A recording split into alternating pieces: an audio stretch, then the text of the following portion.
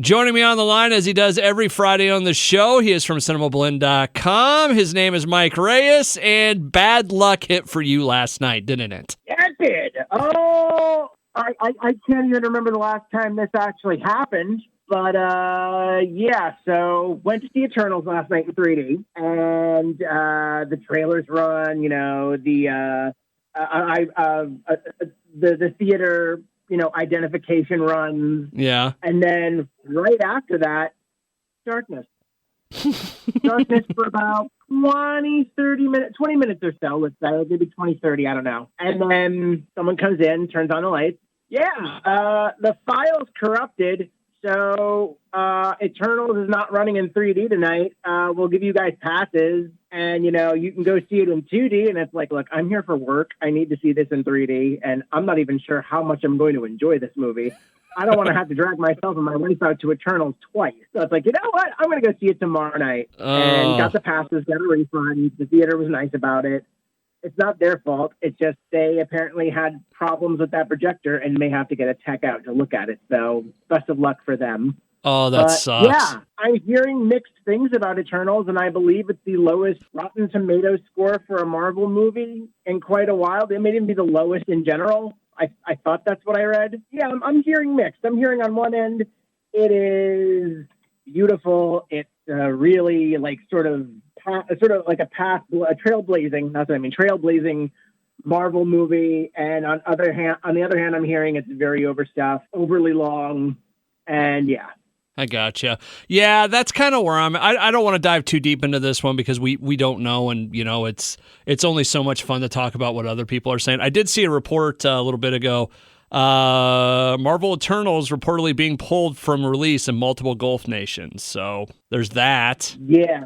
Okay. So yeah, it was pulled because of Brian Tyree Henry's character Phastos being gay. Oh, okay. So yet again, there is a Disney movie where there is a character that is gay, or this is basically something that the studios kind of run into in the past. Yeah. In fact, that's why some say that movies like Star Wars Rise of Skywalker or Onward have like token gay characters where it's like one scene that can be cut very easily for foreign markets. I think people even mentioned it when Finding Dory came out because there was a scene with a baby with, a lesbian couple as their parent.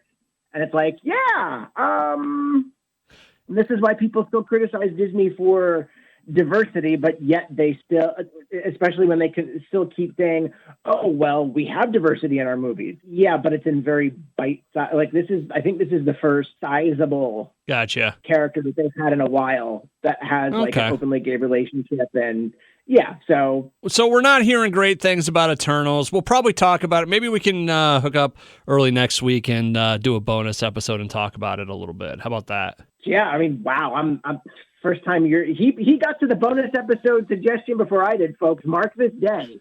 Mark this day for its history, besides the fact that today's the day Doc Brown invented time travel. Oh, it is, isn't it? Yep. Happy Doc Brown Day, everyone. Oh, I forgot all about that. That's awesome. And remember the 5th of November. Yes, it is Bonfire Night in the UK, which was also known as Guy Fawkes Night, which is also linked to V for Vendetta. There you go. Mike Reyes from Cinemablend.com joining me on the line to talk about movies. Okay, over in the world of streaming, we've got a couple ones coming out this weekend. Let's start with the Apple TV one, which is disappointing to me because I don't have Apple TV. Finch, the Tom Hanks movie, right? Yes, and I'm kind of disappointed you don't have Apple TV too, because I would highly recommend this for you. It feels very much... It's not a total dad movie, but it's definitely a movie about sort of parenting in a sense. Tom Hanks plays this man named Finch, and it's after this horrible apocalypse basically renders the earth uninhabitable. It's a solar flare, right? Yeah, it's a solar flare. They're rarely used solar flare. Sci-fi doesn't have as much of an appreciation for the solar flare as it does, accidental nuclear explosion or robot apocalypse. It's a solar flare. There's a real big movement for I know Coast to Coast, George Norrie is all about it, but it's to insulate our grid because if a solar flare did hit us, like a big one, not like what hit us on Halloween, but a massive solar flare, it would destroy the world. Yeah, no, absolutely. Big EMP, ozone is made of Swiss cheese. That's basically what happens in Finch. And he's taking care of a dog, and he's not long for this world. So he's trying to build a robot to protect his dog when he's gone. Oh, and the wow. robot is played by Caleb Landry Jones, who I know I think he was in X-Men First Class. Like he's a young he's a young character actor who's just played a lot of really cool, really weird stuff. Okay. And he plays the robot that Tom Hanks is building. That's like the saddest. They're like, what's the saddest concept for a movie we could come up with? Let's have Tom Hanks wanting to die, but he's got a dog he needs to protect, so he's building a protector for the dog. And honestly, as sad of a foundation as it is, this is it's a wholesome spin on the apocalypse. Like, this isn't the Walking Dead apocalypse where you're basically being punished at every second. I'm going to wait. No, that's just a great line. A wholesome look at the apocalypse. I'm not making fun. That was really good. Thank you. Man, you, Mike Reyes. I was waiting you, B-sox. I was waiting for you to stop laughing so I could talk. He got all mad. I thought it was really good wordplay there. It was good. A wholesome look at the apocalypse. You use words good. Oh. But I mean, that's probably the best way to put it. It's like you see all these apocalypse movies, and it's ravaging. It's like bands of scavengers going Mad Max on each other, and a lot of death and a lot of drama. And while this doesn't shy away from the concept that people didn't really cooperate with each other in the apocalypse, it's not an overly depressing and dour look at it. It is basically Tom Hanks trying to teach this robot how to survive. It's really unexpected because you rarely ever see Tom Hanks sort of lose his cool in the sense that you see him do it in this movie. Like, you know, things like the Money Pit where he like breaks down and it's funny. Yeah. Or sometimes he has that trademark shout where he's like, something just happened and now I got to do this.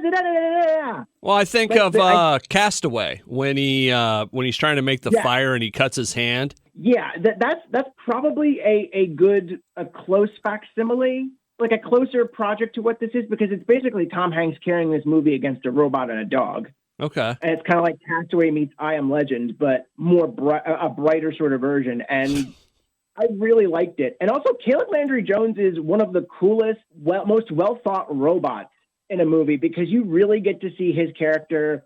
He's not perfect out of the box. He doesn't have an internet connection that like gives him all the knowledge. Like, Tom Hanks is feeding him knowledge from books. It's just there's really nuanced performances in this, and it really makes the story land. All right. So I highly recommend watching Finch. All right, so Finch, pretty good. What's the Netflix movie, the Western, coming out this weekend? It's been out since the middle of the week, I believe. Oh, my bad. The Harder They Fall, which is this is so much fun to watch.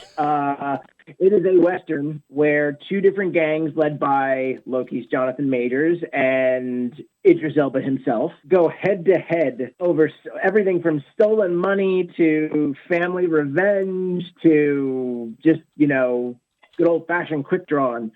This is one of those Westerns where it's very modern, but also feels quite traditional in the sense that it's not. It was kind of sold in the trailers as like this big hyperkinetic sort of thing. Yeah. But it is slower than that and takes its time and remembers to give you characters to root for, and while also having these amazing fight scenes and shootouts. It looks interesting. It's really good, man. It's like, even if you're not a fan of like the old school Westerns, this has enough modernity built into it that you're gonna have so much fun. And the cast is amazing because you've got Idris Elba and Jonathan Majors. Yeah. And you've got Delroy Lindo, Lakeith Stanfield, Regina King, Zazie Beetz, Dion Cole. There's so many people in this movie that I know I've left some out, and I don't mean to disparage anybody, because this is one of the best ensemble casts that you could get for a movie like this. And it's on Netflix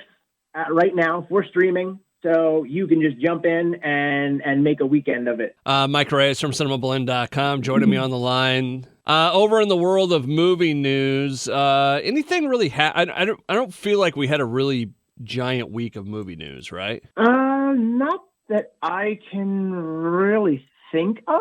I mean, you had stories, but I mean, it wasn't anything that was like, jaw-dropping or anything, right? I mean, Chris Pratt's the new voice of Garfield, so I mean that's happening. Okay.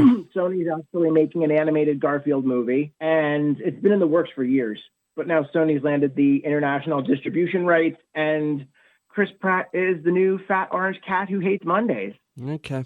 Which seems, I don't know. Yeah. I guess I'd buy him more as Garfield than as Mario and Mario Brothers, but we'll see, man. Yeah. We'll see. Jason Momoa had COVID or is recovering from it, right? Yeah, he was diagnosed, and I think they shut down the Aquaman 2 set for a little while. So he's recovering from that and seems to be doing well. But I guess we did get the Morbius trailer this week. Yeah, that Morbius trailer is very interesting. Some have been saying that it basically hits on all three incarnations of Spider-Man in its own way. There's also that Venom reference at the end. Michael Keaton's in it. There's just a lot of this. I don't know how much it. Marvel and Sony have been putting out some of these movies that I just don't care. What?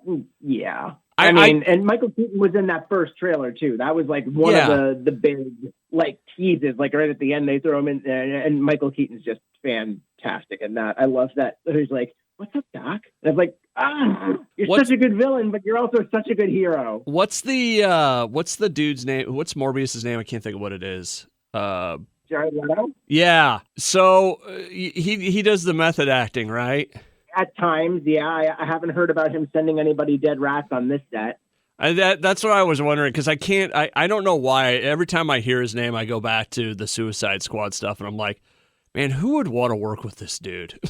Maybe he just runs around the set in a cape and he's like, I'm a bat. Like maybe he's taking it easier this time. Maybe that'd be nice. I don't know. So yeah, you got. I don't know why, but I can't get into that movie. I'm also tired of Matt Smith being wasted in movies that he may never come back in, because he's supposed to be a villain in this, and I guess if it does well enough, he'll come back. Okay. Because I think he's supposed to be Hunger in the Venom world. I'm not that versed in Venom, but not Venom, Morbius. But I think his character is supposed to be someone called Hunger. And I apologize, comic fans. I was looking this up the other day, and yeah, I really like Matt Smith. He's great in Last Night in Soho. I loved him as the Doctor. Well, I'm still burned by the fact that Terminator Genesis cast him, and they're like, oh yeah, he's going to be a more important part in the trilogy as we go along. And then the trilogy never got made. Oh, he's going to be in Star Wars. And then they cut his role from Rise of Skywalker, which I kind of agree with the people that think he would have been a Palpatine clone. I kind of agree with that. Didn't something come out about that this week where he was saying what he was supposed to be? He did not. Oh, that's news right there. See, we just found news and we didn't even know it. But he was on, I believe it was Happy, Sad, Confused, which is, by the way, a fantastic podcast about just movies and entertainment and everything. And he talked about how I'm trying to look up the exact wording that he gave, because he was saying his role was supposed to be earth shattering and something really big in the world of Star Wars. It was supposed to be a transformative story detail. That's what he said. Okay. And he never said who he was specifically. All right. But they just cut him from Rise of Skywalker, which makes me think he was maybe part of the Duel of the Fates draft that was then turned into Rise of Skywalker when Colin Trevorrow left. So yeah, he's still under NDAs, and we're gonna have to wait. Oh, Star Wars fans would be pissed if he was gonna be Palpatine, right? Well, he'd be a Palpatine clone, not Palpatine himself, but as we saw in Rise of Skywalker. But still, I think that would hey, we already had to deal with a Palpatine clone in Rey. So, no, her father was a clone, I think, or something. I don't know. Yeah. The point is, I would have bought that more than I would have bought whatever happened in Rise of Skywalker. And Matt Smith deserves more attention and better roles. Come on, Hollywood. He's right there. Hey, the other thing that came out this week, it's not really movie related, but we finally found out what happened to Tony Soprano at the end of the series. Yeah. So, okay, I'm just going to go in on this and say I have not watched all The Sopranos. I basically know the ending because, this show was a cultural phenomenon when it came out, so how could you avoid it? But I always knew that people did not have a definitive answer as to whether he did or not. However, there is a book called The Soprano Sessions, and it's from it's from a couple.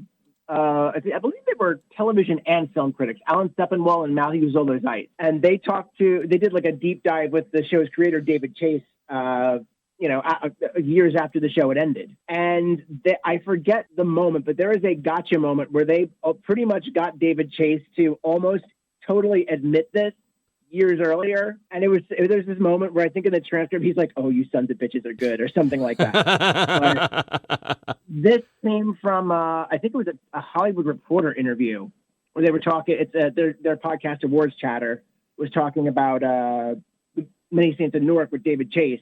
And he basically admitted that Tony Soprano, spoilers for a 20-year-old TV show, did get whacked at the end. And he saw this diner on a drive home and thought, like a 24-hour diner, and he thought, "Oh, wow, that's the place that he should get it." And like, I think he had another concept for basically a more definitive ending. And then he just decided, they decided in the moment to go with the sort of cliffhanger. I remember when we were doing the morning show when that happened, and my buddy Moose, he was a real big fan of the show, and he was so mad the next day at that. And then when you look back at it, and it's like, what a great way to end a series like that. Yeah, I mean, it really is this thing where endings are subjective. We all look at a story a different way, and how we want that story to end versus how other people want it to end they don't always overlap. And this was one of those things where I think everyone was basically convinced he was whacked. Yeah. Like, you would have maybe a couple people that are like, "But wait." And I just think almost everyone was like, "Yeah, he's whacked." And now they're finally coming out with it, probably because, James Gandolfini sadly passed. Yeah. So it's not like he'll ever get to play the role again, which always breaks my heart because we could have had so much more from that man. And then also they're going to go into prequels now. Like, he's got a 5-year deal with HBO Max, David Chase. And I'm sure Michael Gandolfini would be up to the task of coming back and playing Tony again. And there is a sizable gap between what happens in Many Saints of Newark and what happens in the series. Yeah. So there's like, you could do anything. But what, going back to that ending, what a great way, like, you look back at it, and if he really did die, what a great way to show death in a show where it's over. Because that's like it or not, that's how death works.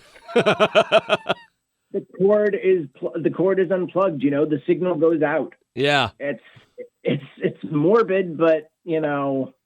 So, all right. Yeah.